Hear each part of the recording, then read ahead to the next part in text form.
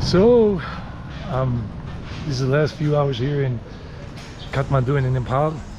I gotta say, Kathmandu, 3 days, 4 days is more than enough for a person like me. It's just too intense. I just don't like cities, but you're welcome to do as you please.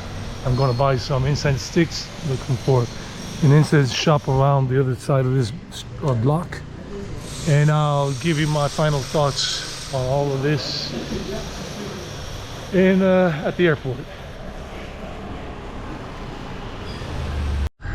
The other day I saw these two and I wanted to film them, but there were two people right here, so I didn't want to bother, annoy them. Wow, I love these things. Gotta love it. I'm gonna say this once. If you do come to Nepal here and in Kathmandu or wherever, you could buy so many different forms of incense that you don't get back in your home countries if you're from the West or whatever, and pretty cheap. And wow, and other things that you can buy here, like yogic clothing that you could get much cheaper in the styles you want, and some pretty cool t-shirts that people are not going to have back home, so you're going to be pretty much unique in many cases, and things to decorate your home. And you can, like, you know, make sure that you take one piece of luggage back with you if you don't want to get too expensive on it. That, you know, checked baggage 23 kilograms on some flights, on other flights 30 kilograms, but you got to make sure. And then, you know, you splurge on yourself, because you probably might not be back in this part of the world again. And I got myself a whole lot of nice incense sticks that I'd never see back home.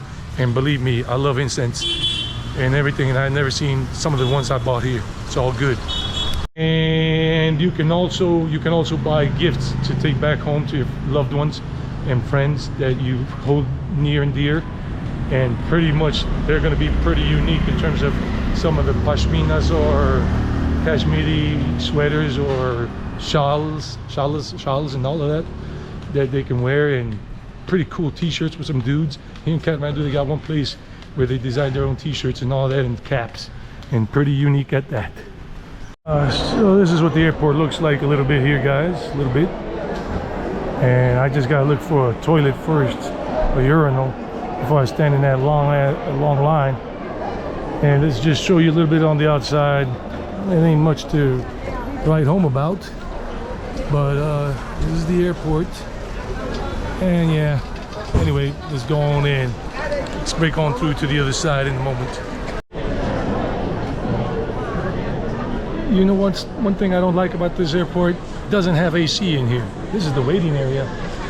And if it's hot outside, it would be even a little hotter in here. Fortunately, it ain't that hot right now. But it sucks. No AC for a person like me. And then there are the buses that ferry you out to the airplanes.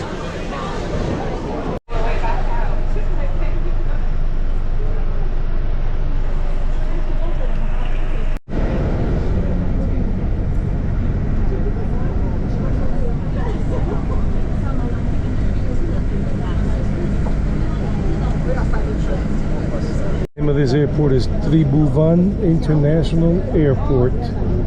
Tribhuvan.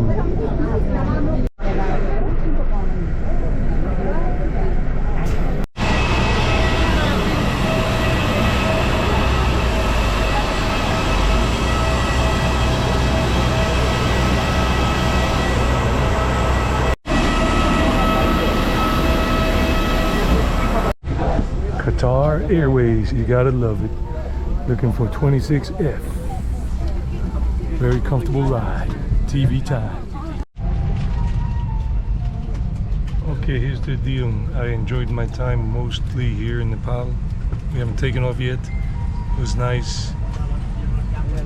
People are very nice and kind. There's so much to do in Nepal.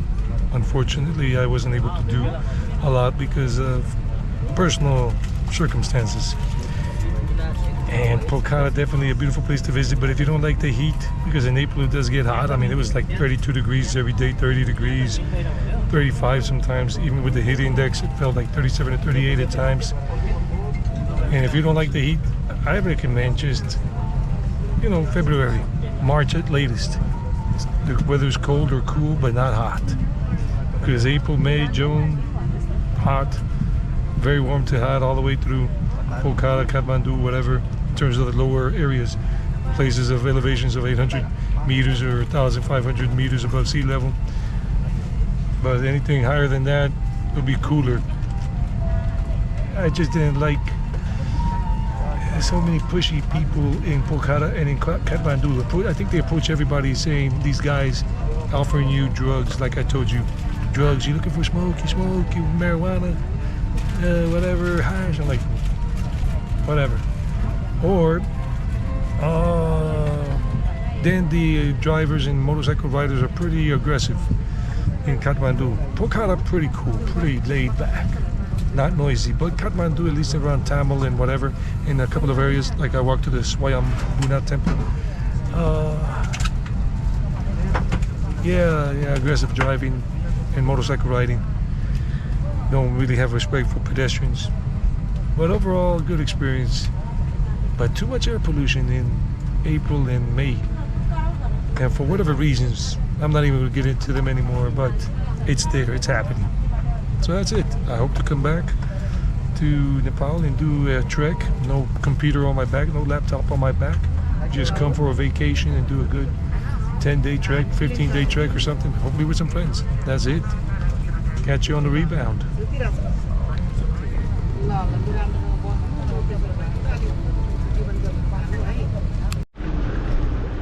Oh, this is one massive, well, not massive, but very nice airport.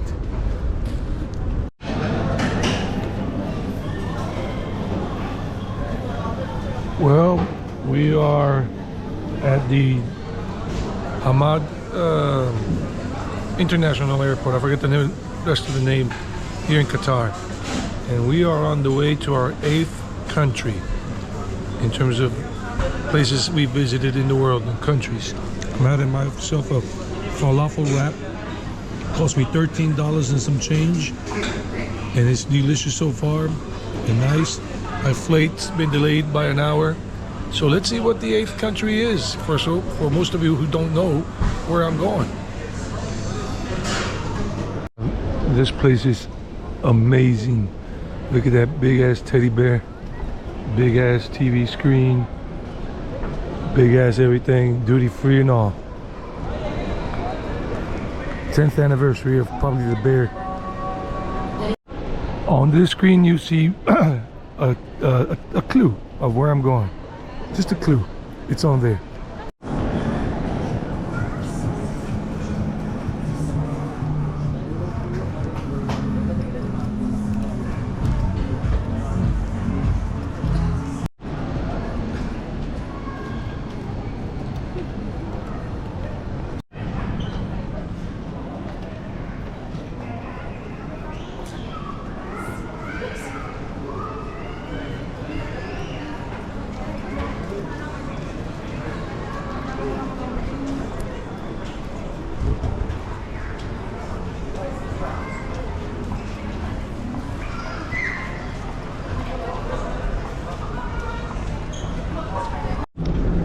This airport is humongous, and I gotta go all the way to C something, C90 something.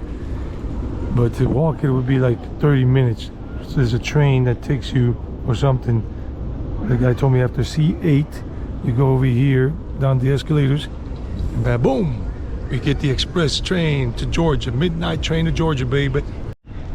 I was wrong. It wasn't really that far. It would just come down and then C90s are down here. Okay, I'm gonna look for the quiet room so I can go to sleep. It's upstairs. There's a quiet room. Let me show you. It's a pretty cool airport because it's got an interactive thing here so you can know where you are. And check out where the restaurants are. It tells you what restaurants and this and that. You click on one if you want to know where it is, and boom, it shows you what level where, etc. Places, everything, all of that. Airport flight information. Wow, they even have 100% plant-based, dairy-free, gluten-free options. Evergreen Organics, 100% vegan.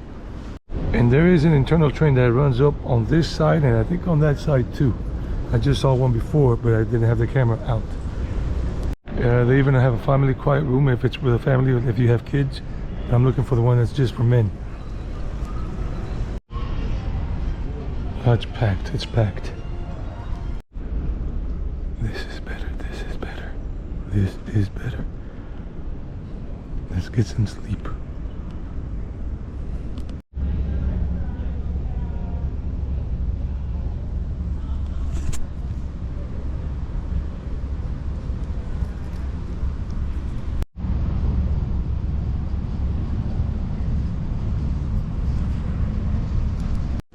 Holy moly, it's around midnight here, and this thing is like walking in Manhattan around 12 o'clock on a Friday. Really?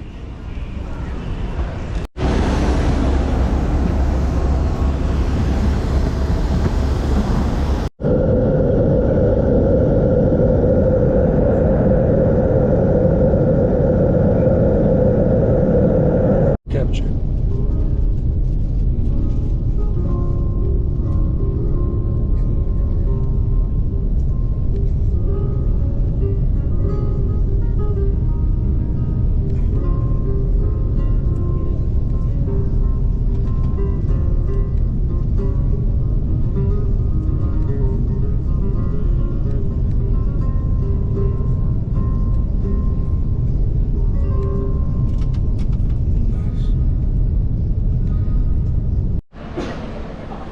Maybe this will help you.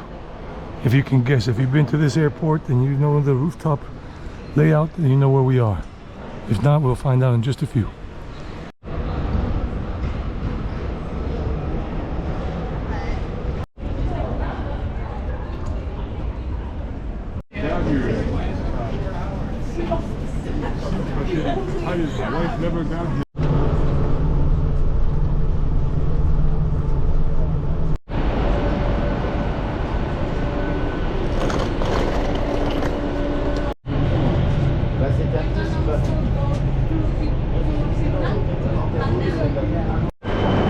I got on the wrong direction of the train. I gotta hop over to the other side because I'm going southbound. If you haven't guessed by now, I'm in Madrid, Spain.